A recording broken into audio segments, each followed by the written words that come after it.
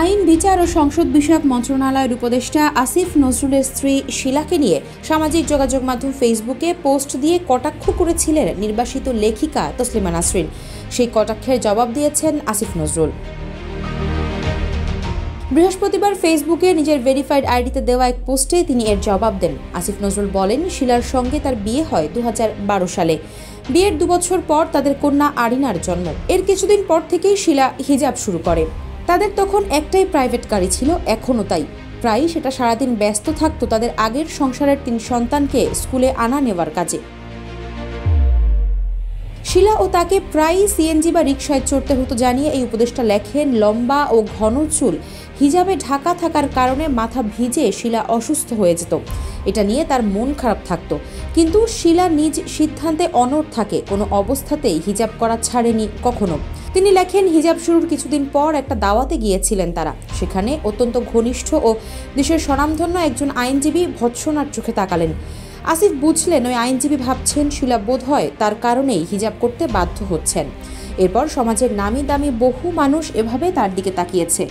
আসিফের একটু অদ্ভুত লাগতো, মানুষ কেন ভাবতে পারে না যে একটা মেয়ে সম্পূর্ণ নিজের ইচ্ছায় ইসলামী জীবন বেছে নিতে পারে, হিজাবও করতে পারে। যমুনা ইলেকট্রনিক্স ঈদে ডাবল খুশি অফার সিজন 3, যে কোনো পণ্য কিনলেই পাচ্ছেন নিশ্চিত ঈদ উপহার। তিনি আরো লেখেন, শিলা একসময় অভিনয় করত। 1995 সালে 14 বছর বয়সে নিজের ইচ্ছায় সে অভিনয় ছেড়ে দেয়। সে বছর অভিনয়ে জাতীয় পুরস্কার পেলে সেটা গ্রহণ করতে পর্যন্ত যায়নি। এর বছর 5 পর 2000 সালে দাদার স্কুলের জন্য ফান্ড তৈরির কথা বলে তার বাবা তাকে একটা মাত্র নাটকে অভিনয়ে রাজি করাতে পারে। এরপর কোনোদিন অভিনয়ের ধারে কাছে যায়নি সে, বহু অনুরোধ পাওয়ার পরও। কিন্তু মানুষ তার অভিনেত্রী পরিচয়টা আজও মনে রেখেছে। অভিনয় না করে সে অনেক কিছু হারালো ভেবে সমবেদনায় উদ্বেল হয়েছে। আইন উপদেষ্টা লেখেন, এ নিয়ে তার বিন্দুমাত্র দুঃখবোধ নেই। একসময় অভিনয় করতো, এটা মনেও করতে চায় না। সে খুশি আছে তার নিজের জীবন নিয়ে। অর্থনীতিতে 2টো ফার্স্ট ক্লাস ছিল তার। বড় বড় প্রতিষ্ঠানে অত্যন্ত সম্মানজনক পদে চাকরি করেছে। এখন কাজ করছে ইকোনমিক অ্যান্ড কমার্শিয়াল স্পেশালিস্ট হিসেবে সবচেয়ে প্রভাবশালী দূতাবাসে। প্রখর মেধা, প্রবল আত্মমর্যাদা বোধ আর কঠোর ঔচিত্যবোধ সম্পন্ন ও পেশাগত জীবনে অত্যন্ত সফল একজন মানুষ শিলা।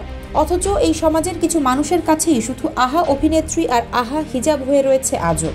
কারো কারো কাছে এজন্য দায়ী মানুষটা আর কেউ না, তার স্বামী। আসিফ নজরুল জানান, সত্য হচ্ছে শিলাই বরং তাকে ধর্মের পথে নিয়ে গেছে।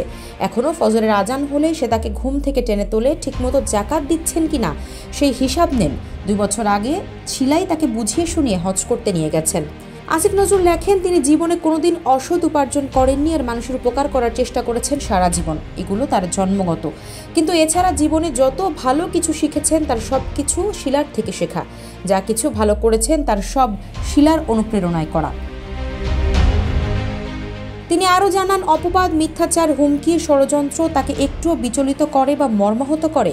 তার স্ত্রী চুপচাপ কোরআন নিয়ে বসে, অনেকক্ষণ বসে থাকে জায়নামাজে। শেষ পর্যন্ত কোনো বিপদ থাকে না আসিফ নজরুলের।